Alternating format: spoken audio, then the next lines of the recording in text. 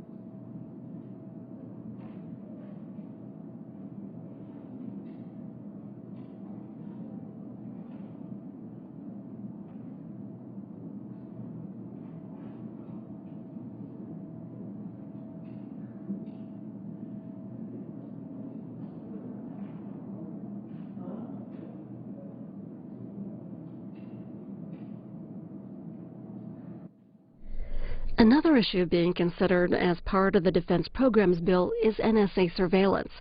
We covered a discussion on surveillance at Georgetown University today with Congressman James Sensenbrenner, who is one of the lawmakers who wrote the Patriot Act. We'll have that on C-SPAN 3 tonight, and you can also watch it anytime at cspan.org. The Washington Post writes that Senator Harry Reid appears set to go nuclear before Thanksgiving, with Senate Republicans blocking a third Obama nomination to the powerful D.C. Circuit Court of Appeals.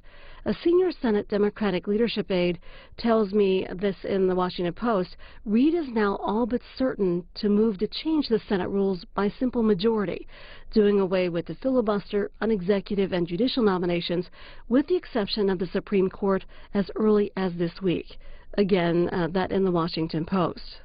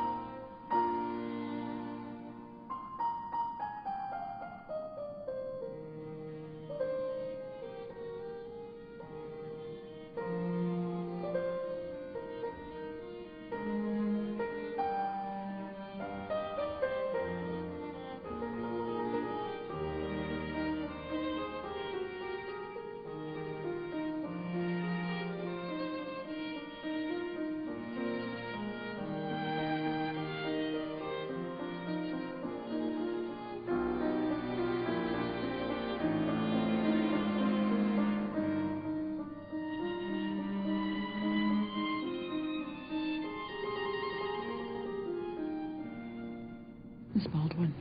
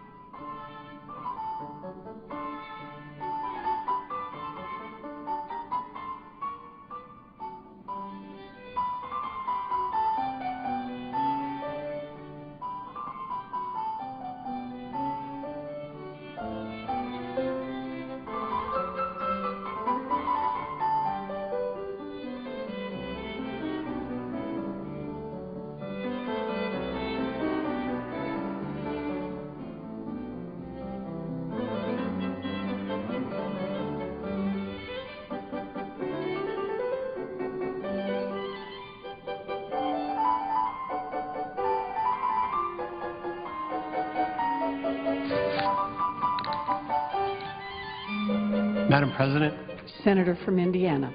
I believe we can cancel a quorum call. Without objection.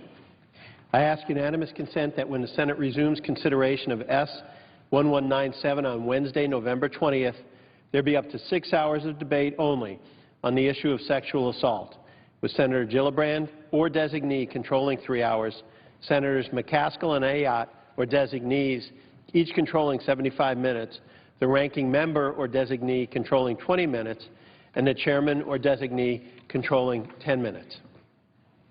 Without objection. I ask unanimous consent the Banking, Housing, and Urban Affairs Committee be discharged from further consideration of S-381 and the Senate proceed to its consideration. The clerk will report. S-381, a bill to award a Congressional Gold Medal to the World War II members of the Doolittle Tokyo Raiders for outstanding heroism, valor, skill, and service to the United States in conducting the bombings of Tokyo. Is there objection to proceeding to the measure? Without objection, the committee is discharged, and the Senate will proceed to the measure.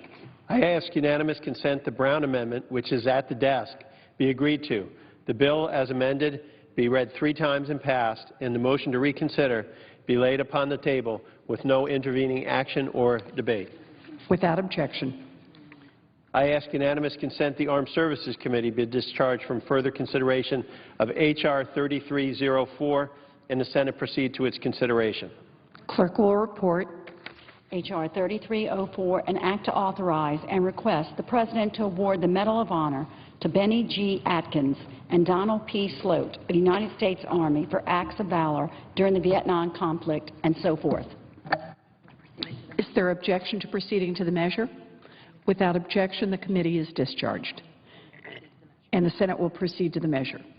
I ask unanimous consent the Levin Amendment, which is at the desk, be agreed to. The bill as amended be read 3 times and passed, and the Levin Title Amendment, which is at the desk, be agreed to, and the motion to reconsider be laid upon the table with no intervening action or debate. Without objection.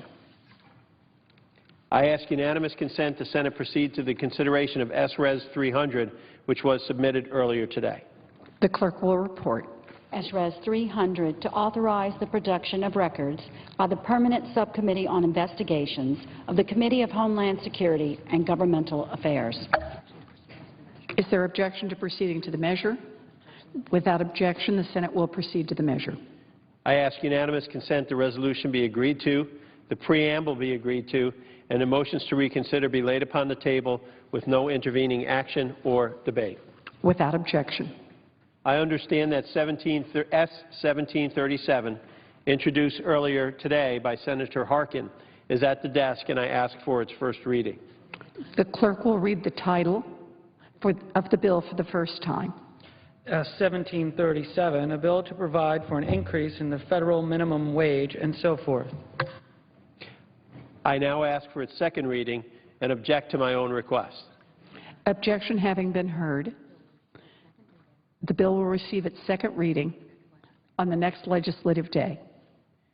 Madam President, I ask unanimous consent that when the Senate completes its business today, it adjourn until 9:30 a.m. on Wednesday, November 20th, 2013, and that following the prayer and pledge, the morning hour be deemed expired, the journal of proceedings be approved to date, and the time for the 2 leaders be reserved for their use later in the day, and that following any leader remarks, the Senate be in a period of morning business for debate only for 1 hour, with senators permitted to speak therein for up to 10 minutes each, with the time equally divided and controlled between the 2 leaders or their designees, with the majority controlling the first half and the Republicans controlling the second half. And that following morning business, the Senate resume consideration of S-1197, the National Defense Authorization Act, under the previous order. Without objection. Madam President, if there is no further business to come before the Senate, I ask that it adjourn under the previous order. The Senate stands adjourned until 9:30 a.m. tomorrow. The Senate continues work on the $625